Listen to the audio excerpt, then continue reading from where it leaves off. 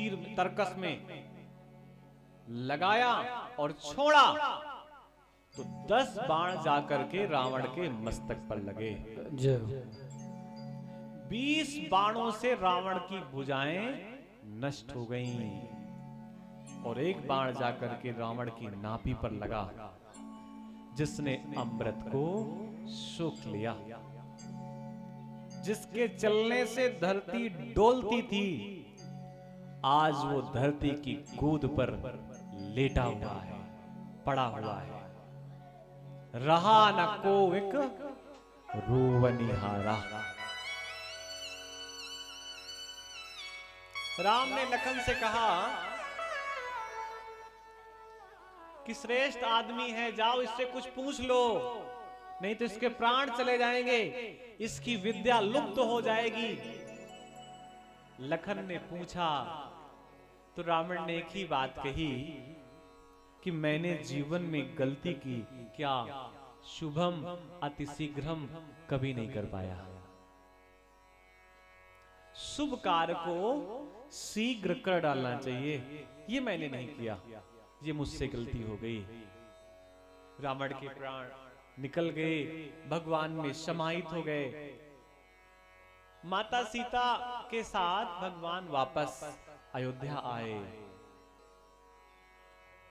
प्रथम तिलक वशिष्ठ मुनि की पुनि सब विप्रन आय सुदीना। वशिष्ठ जी ने तुरंत तिलक कर दिया। अब किसी प्रकार का उन्होंने समय का दुरुपयोग नहीं किया। हमने भगवान का कोई गीत नहीं गाया, छोटा सा गीत गुनगुनाते हैं, फिर आगे बढ़ते हैं। आते जाते हुए गुनगुनाया करो, आते जाते हुए गुनगुनाया करो, राम बोला करो, राम गाया करो। आते जाते गुनगुनाया करो, आते जाते यूं ही गुनगुनाया करो, राम बोला करो, राम गाया करो, राम बोला करो, राम गाया करो। रिश्ता रखते हो जैसे तुम संसार से, रिश्ता रखते हो जैसे तुम संसार से, मोह बंधन बंधा है जैसे परिवार से, मोह बंधन बसा इससे परिवार से, थोड़ा उनसे भी रिश्ता निभाया करो, थोड़ा खुद से भी रिश्ता निभाया करो। राम बोला करो, राम गाया करो, राम बोला करो, राम गाया करो, राम बोला करो, राम गाया करो।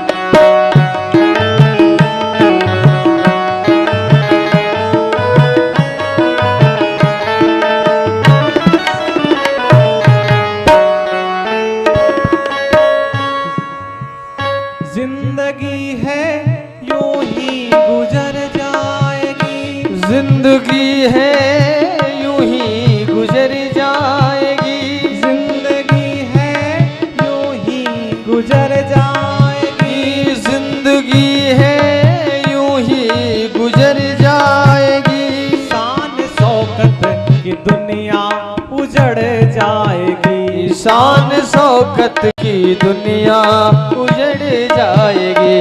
अपने मन से न उनको बुलाया करो, अपने मन से न उनको बुलाया करो।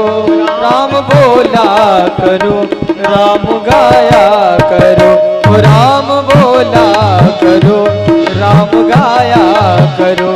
आते जाते यूं ही गुनगुनाया करो, आते जाते यूं ही गुनगुनाया करो। राम बोला करो, राम गाया करो, राम बोला करो, राम गाया करो, राम बोला करो, राम गाया करो।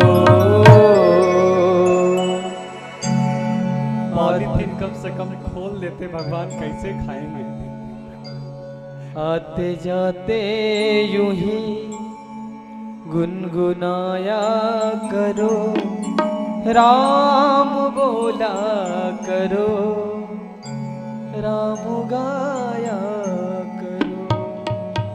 कथितो वंश विस्तारो भवता सोम सूरयो, राज्ञां च उभय वंश्या नाम चरितम परमाद्भुतम। हम लोग 10वें स्कंद की कथा में प्रवेश कर रहे हैं।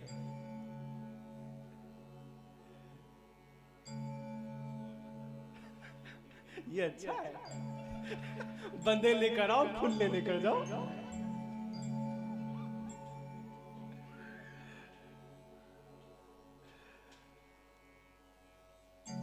एक जगह हमें एक दृश्य याद आ रहा है।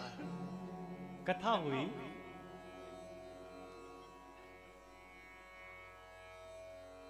और कथा भागवत की पूरी हो गई,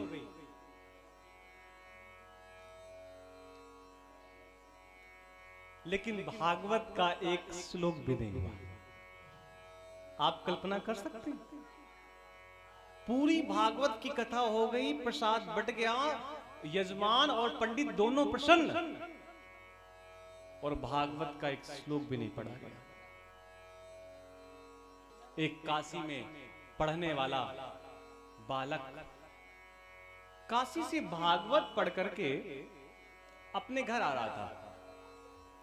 उसने सोचा ट्रेन में बैठेंगे तो भूख लगेगी, तो चलो ऐसा करते हैं कुछ थोड़े से फल ले लेते हैं।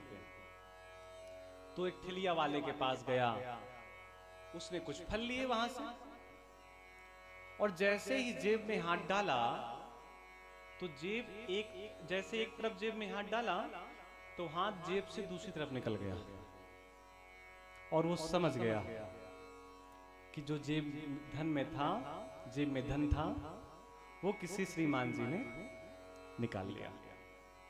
अब उसको लगा क्या करें, तो उसने सोचा ऐसे ट्रेन में जाएंगे बिना टिकट के, बिना पैसे के पकड़े जाएंगे तो पिटाई होगी।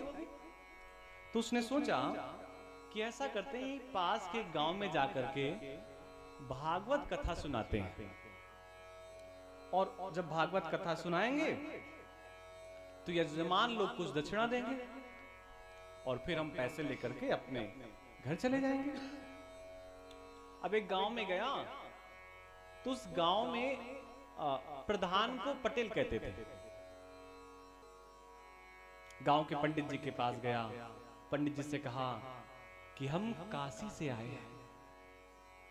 तो पंडित जी थोड़ा सा पढ़े लिखे नहीं थे, विशेष बहुत पिछड़ा इलाका था, भागवत जैसे ग्रंथ को उन्होंने सुना ही नहीं था।